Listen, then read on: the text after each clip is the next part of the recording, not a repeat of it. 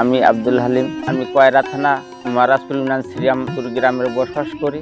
পিকেএস এর সাতক্ষীরা উন্নয়ন সার্চের মাধ্যমে আমি আদা নিবিড় মাছ চাষের সম্পর্কে খুব ভালো জিনিস। আমি এয়ারেটার পেয়েছি, ব্লু নেট পেয়েছি, ঘেরের পাশে চারিপাশে দেওয়ার জন্য মাছের খাবারের ট্রে পেয়েছি। এই এয়ারেটার পাওয়ার মাধ্যমে আদা নিবিড় চাষের মাছের জন্য বেশি উপকার হয়েছে।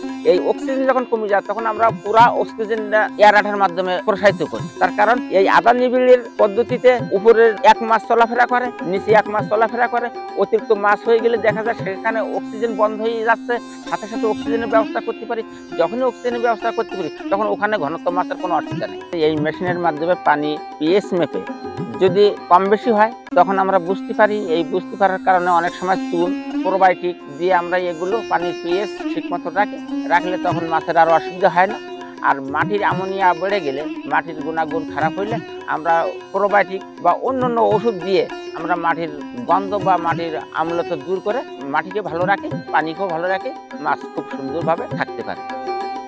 আগে আমরা এত বুঝতাম না, এত জানতাম না বা এত কিছু শিখিনি। এখন অনেক কিছু শিখছি, অনেক কিছু বুঝছি এই সাতক্ষীরা উন্নয়ন সার্চের মাধ্যমে। আমরা ভাতে মাছের বাঙালি, আমরা প্রত্যেকে মাছ খাই। স্বাস্থ্যসম্মতভাবে মাছ আমরা উৎপাদন করি, তৈরি করি। এই মাছ খেয়ে প্রত্যেকের খুব সুস্থ শরীরভাবে জীবনযাপন করতে পারে। তাই আমি পিকেএসএফ এবং সার সংস্থাকে ধন্যবাদ জানাই।